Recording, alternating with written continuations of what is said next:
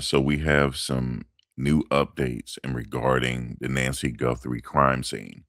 Some things that we didn't know before.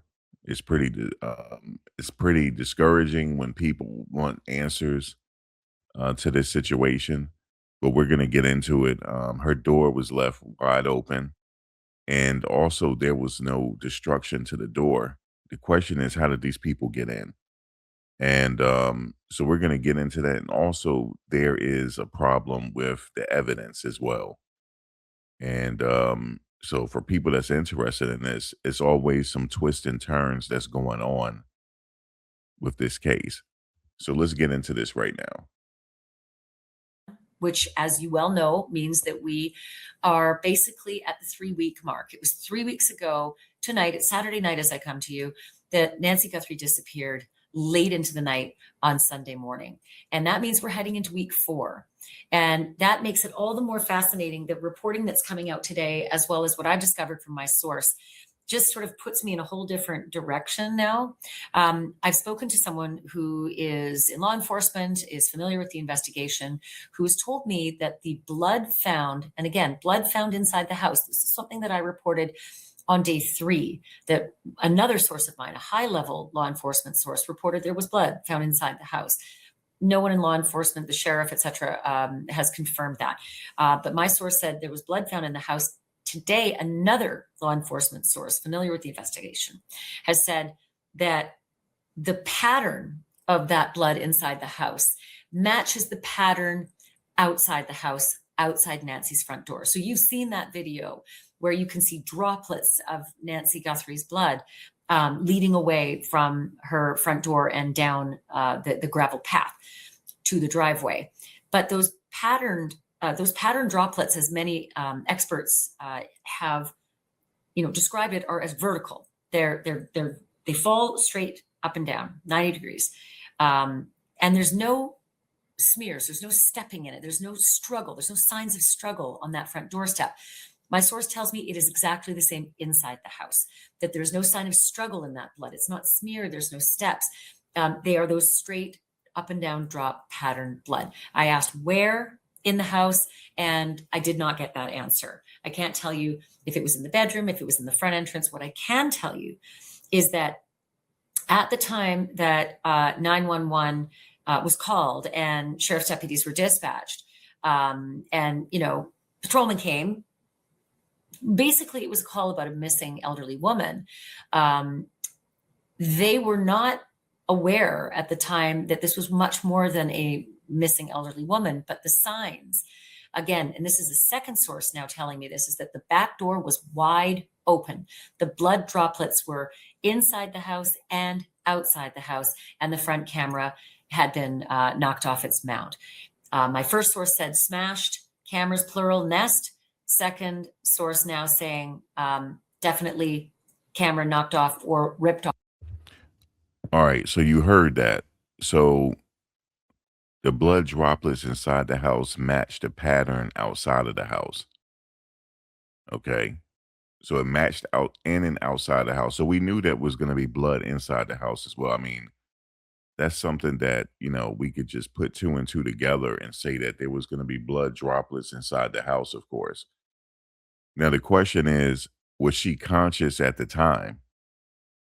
They said it was no struggle. Did she just, did it was the patterns? It's a lot of questions that we don't know. There's a lot of pieces to the puzzle that we don't know, excuse me.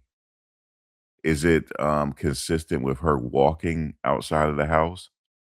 I mean, I'm not a CSI crime scene expert, but I'm sure these investigators have to know this. And why wasn't the crime scene secured? Why did they leave it open?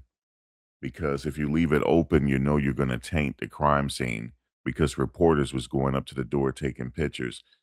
There could have been footprints there that could have been smashed and destroyed. So let's continue with what she's saying here. Off or gone, moved off in some way.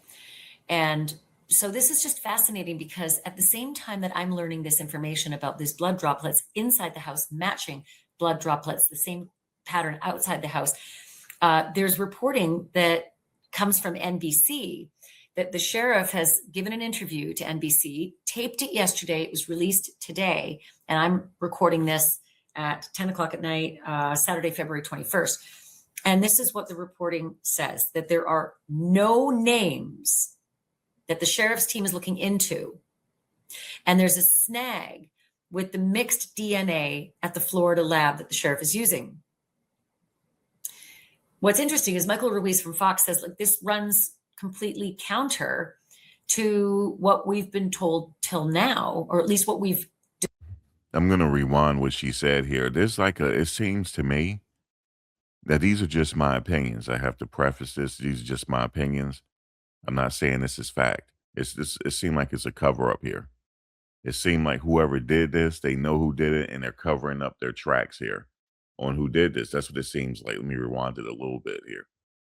No names that the sheriff's team is looking into. And there's a snag with the mixed DNA at the Florida lab that the sheriff is using. What's interesting is Michael Ruiz from Fox says, like, this runs. Okay, there's a snag with the mixed DNA. How come it wasn't sent to Quantico? We were having a live chat and someone said that, well, that lab is better than Quantico. I beg you differ. I don't think so. I don't think I mean, the FBI has some of the best analysts and technology in the business. Okay. And I heard that law enforcement in that city insisted that the samples be sent to another crime lab instead of Quantico. There's a cover up here. That's what I think. I have to say that's what I think because I don't know it is fact, but I feel like there's a cover up here. They don't want this case solved, it seems like. Runs completely counter to what we've been told till now, or at least what we've discovered. Reporters and investigators who are looking into this case have discovered the statements from local law enforcement do not match what we've learned with our own eyes, that there are names that have been taken and photographs to various gun shops all around Tucson. Gun shop owners and workers have actually been on television talking about it, running the names that they were given through their system, none of them apparently coming up positive at this point. So maybe it's semantics, but there were names. It's just that maybe those names haven't panned out. But again, it's the clarity is not there with regard to what the sheriff is saying. There's no names the team is looking into. FBI was certainly looking into names, upwards of 40. Brian Ensign said upwards of 40. Other reporters saying several dozen.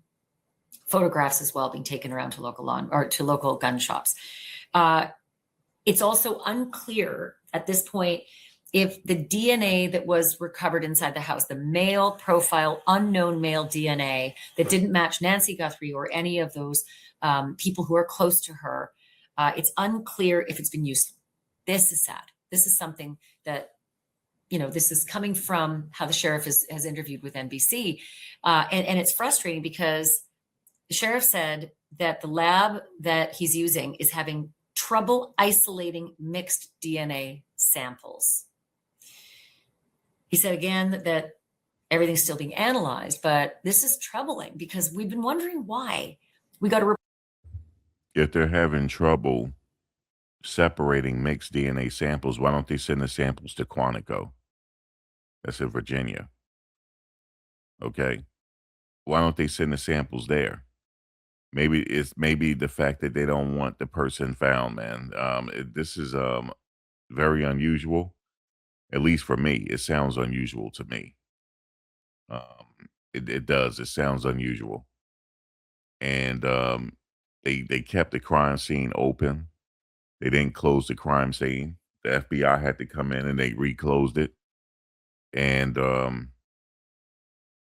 yeah, it's crazy.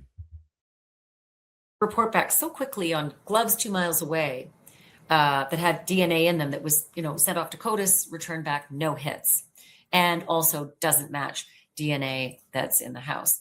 That now we're learning that this is a struggle. We've been hearing before from the sheriff that there needs to be a separation of the mixture. That's kind of the wording that he was using before. But now that there's a snag with mixed DNA at the Florida lab. Unclear if the DNA recovered has been useful at this time. So I thought right away to talk to Cece Moore. Cece is the chief genetic genealogist at Parabon Nano Labs. She knows everything. I mean, literally walking encyclopedia when it comes to DNA. And I had so many questions about the difficulty that the lab in Florida is having separating out the mix, as the sheriff told NBC. And then this report that there are these blood drops inside the house. I just had so many questions about what kind of mix could this possibly be. So I had a lengthy conversation with Cece about this, as well as the efforts, if they do get that sample, to upload it to CODIS at some point. Or if that doesn't work, use investigative genetic genealogy. And they're not the same thing. And there's a lot of confusion about it. And she clears it all up, exactly what the path is. So I want you to hear that conversation with Cece Moore. Cece, tell me about the significance of what the sheriff has told NBC that the Florida lab, and this is, I'm giving it in my lingo. I could tell you what the significance is. We may not never know who DNA that is. I think from the beginning they should have sent, when the FBI came in, they should have took those samples to Quantico. That's in Virginia. If anybody go up the East Coast, going up 95, Quantico is a Marine base, and you see it. And why couldn't they send it there? I mean, they're having trouble separating the DNA. We might not ever know who has been who was in that house, and also they may know who was in that house, but you may not can arrest them because you got to have the proof that they were in the house. This is crazy. Is struggling to separate out this DNA. What does that say to you? Yeah, it's really concerning. And it tells me that it's unlikely that it is Nancy's DNA mixed with the suspect. And that's really what I was hoping for. Because if it was Nancy's with an unknown male, then that almost certainly would be the suspect, especially if it was fresh DNA, if it was, for instance, blood, if she fought back, because clearly there was some kind of altercation. So that leads me to speculate it's more likely it's two or more unknown people's DNA. That's not so straightforward if you don't know who either of those contributors are. There might even be more than two, which really makes it very complex. If it was Nancy's DNA mixed with an unknown male, they have her DNA, they've got the blood from the front porch, it would be relatively straightforward to extract her portion out from that mixed sample. It's called deconvolution. And it's something we do a lot. Our scientists at Parabon are amazing at it. So a lot of my cases I've been able to help solve were from mixed samples.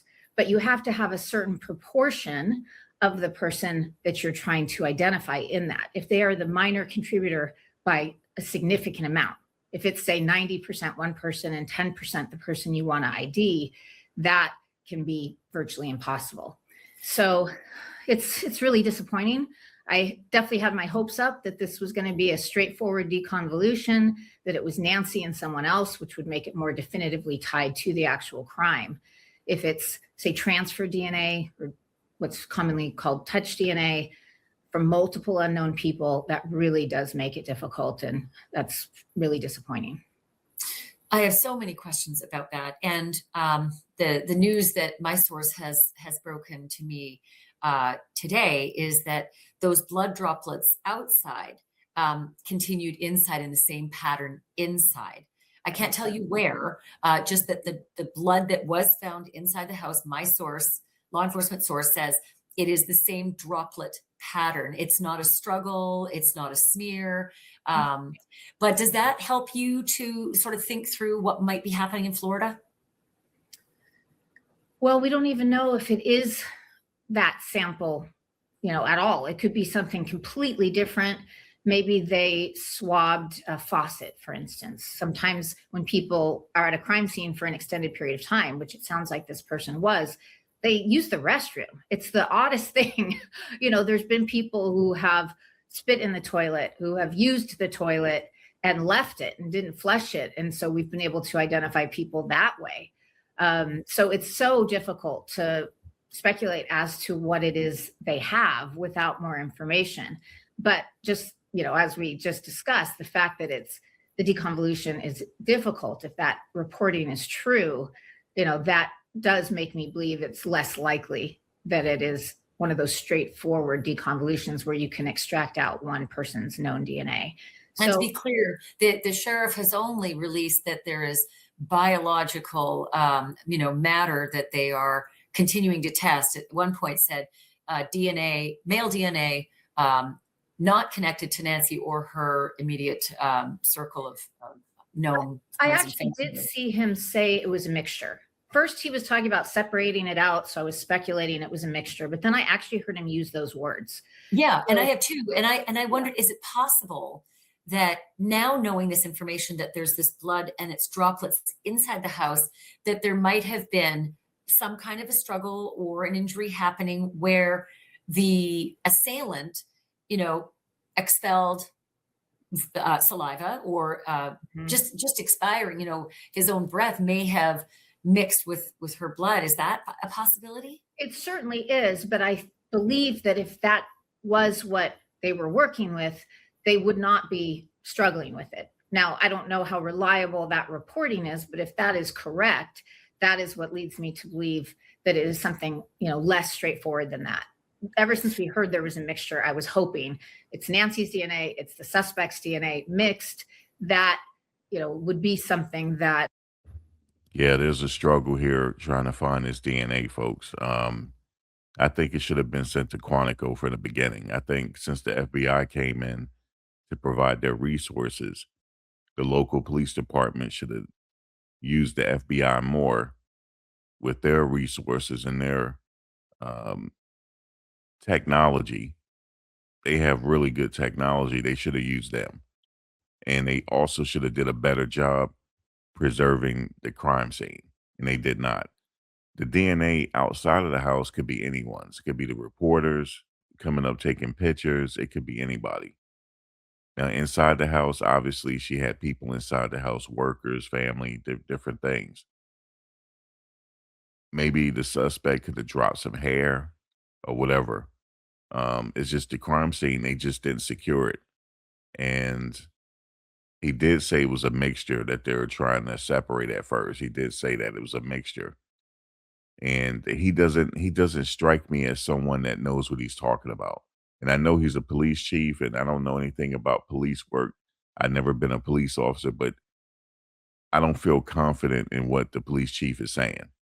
And also they have a show that they're running, and hopefully the show will get bad numbers as far as the ratings is concerned. I'm not gonna watch it, but I don't feel confident in anything that he is saying. I don't. I don't take what he's saying seriously. But I do feel when I listen to him that there's some type of, in my opinion, again, I have to say this, is in my opinion, that there's some type of cover up. I don't think the lab would struggle with at all. But we've been contacted in the past where they've had 3 contributors or 4 contributors. And, if these are unknown individuals, it becomes very difficult, if not impossible, to separate that out and to be able to focus on this one person. A lot of people would wonder, well, what kind of a mixed source might they have tapped? And I'm not suggesting you're going to know, but I thought if there's male DNA, it could be, came in a FedEx package and the FedEx package went under the counter in the kitchen. Is that the kind of thing that might end up becoming a mixed sample, or is that way off? No, that's correct. And that is why it's so disappointing to me as well, because if it's not blood, if it's not saliva, if it's transfer DNA or touch DNA, as people call it, that is less likely to be the suspect, because we leave DNA everywhere we go. And you and I could. Yeah, that's true. We leave DNA anywhere we go. If you ever been to her house, whether to drop a package off or anything, your DNA is there. If you use the bathroom there, your DNA is there. So it may not be the local police fault either. It's just that it's a complicated crime scene. Let me see what else they're saying moving forward. by too many warrants. Yeah, I mean, so it's not something that has been done. There have not been warrants served on these large companies, 23andMe and Never? Ancestry DNA. No, because they have a transparency report where they release if they have successful warrants, or I think any warrants, and they have gotten credit card information from their members, but no law enforcement, to my knowledge, and I'm pretty in the loop, has ever been able to get a sample into their databases, either surreptitiously or through a warrant. It just hasn't happened yet, but I believe it is coming.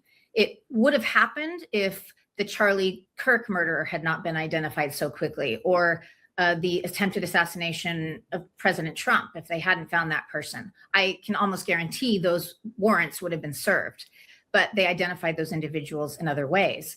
I don't know if this will be the case, but I think it's very possible this is the case. If it's not this case, it'll be another case very soon. I think the FBI is ready to serve those warrants on those companies. And MyHeritage is a whole different discussion. We know it was used in Koberger, but that's because they accepted outside uploads. All right, they're talking about websites that, genealogy websites, 23andMe and different sites like that. They could serve a warrant to see if they could match the DNA through the family lineage. So that's what they're talking about there. But guys, this is crazy. Her door was left wide open. When the police initially got there, they observed that. So, I mean, did the assailants go through the back door? Because we saw the video of them at the front door. So, how did they get in the house? Did they go in through the back? And also, was her door even locked in the back? Hopefully it was, but some people leave their doors open for whatever reason. She's been living in that house for a very long time since her kids were young. So maybe she didn't think anything would happen. Some people do leave their doors unlocked. I particularly don't agree with it, but it's a thing. But drop a comment below. Let me know how you feel about this information that you heard so far. And yeah, because we have discussions in the comment section about this thing. So guys, as always, thank you for watching. Please like, comment, share, and subscribe. I will catch you on the next video. All right, guys, take care.